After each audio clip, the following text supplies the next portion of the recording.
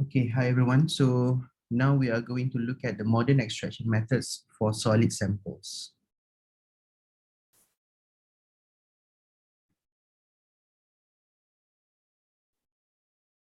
Okay, previously I have talked about the traditional extraction methods for solid samples.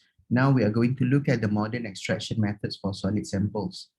Okay, the first one is pressurized fluid extraction, or we can call it as accelerated solvent extraction, ASE.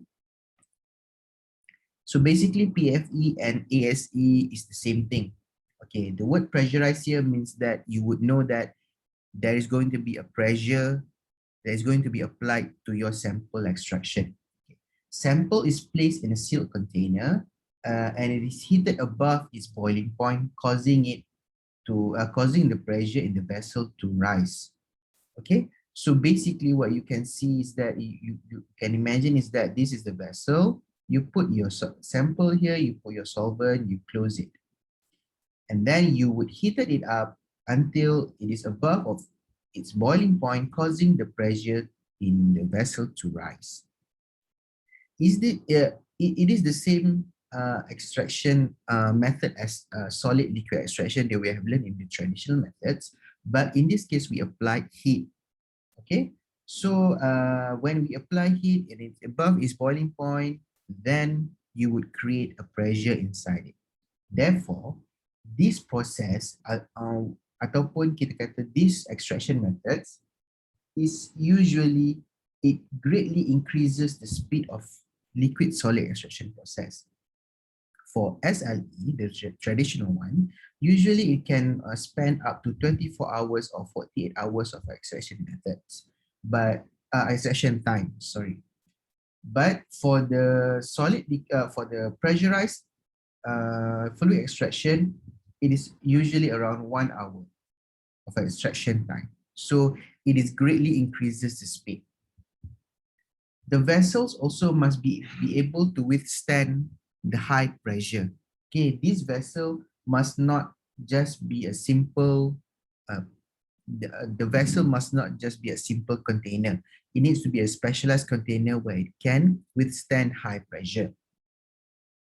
The extracted sample is diluted, usually is diluted because the amount of solvent that you use is quite high, but I think it's about 50 to 100 mils of solvent. So you need also to evaporate the solvent after the extraction. Okay, so so that is for PFE and ASE or ASE. The next one is automated sock slide extraction. This automated sock slide extraction is the same as what we have learned in the traditional sock slide extraction, but it is automated. The word automated here. The sock slide extraction is the same. The principle is the same as what we have learned in the traditional one. A combination of hot solvent leaching and sock slide extraction. The sample is in the thimble, is first immersed in a boiling solvent, and the thimble is raised, and conventional solvent extraction or rinsing with solvent refluxing finally concentrated. So basically the principle or whatever that we have learned inside the traditional method is the same. It is just automated. Means that in terms of automated, it is just being able to, to use much less solvent because the instrument is not that big, but it can achieve the same efficiency as the traditional one. So the one thing I want to point here is that it uses the less solvent, as I mentioned. Usually in the traditional one, this boiling flask is about 500 mils. So usually your solvent, the solvent that we are going to use is minimum 300 mils, which is a lot, okay? But in the automated, usually I think the maximum amount that you can use is 50 to 100 mils. So it is drastically reduced. The amount of solvent is drastically reduced, okay? Which also decrease the extraction time due to the two-step process, okay? Right. And then we move on to supercritical fluid extraction, which is in this case is by using CO2. Carbon dioxide is gas, yes, but it also can exist in a liquid form by the presence of pressure. Okay, so but supercritical fluid is what I can say that it is not specific. Okay, it can extract everything. It is not specific as compared to like sock slag, because in sock slag usually we employ solvent that is specific towards your analytes. So for example, if you have hexane, usually the analyte is going to be a non-polar analyte, but for if you have methanol, it is for polar substances. Supercritical fluid, yes, CO2. CO2 is quite universal. It can extract most of everything, but therefore it is not very specific. Okay. Sample is placed in a flow-through container and supercritical fluid, which is CO2, is passed through the sample after depressurization. Extracted analytes is collected in solvent or trapped in an absorbent, followed by desorption by rinsing in solvent. So this is the description of how supercritical fluid extraction happens.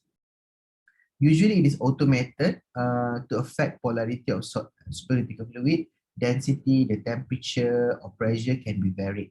Okay, and also we can add solvent modifiers. Then we move on to microwave assisted extraction.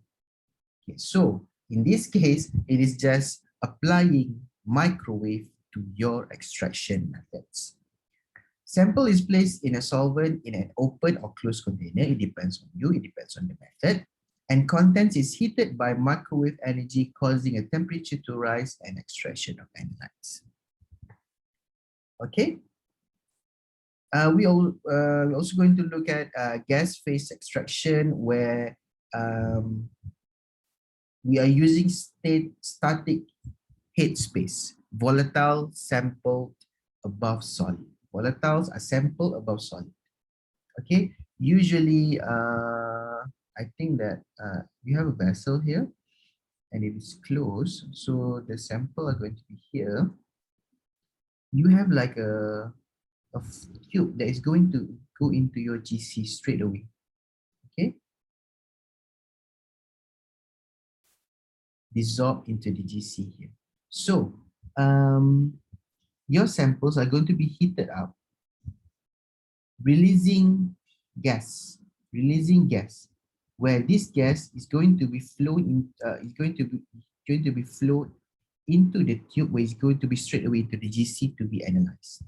So this is how gas phase extraction happens. Okay, headspace techniques usually used for volatile analytes in solid samples, usually above 100 degrees Celsius, can be applied to sample to speed up volatilization process. Sometimes water or solvent is added to aid in the sample dispersion to free organics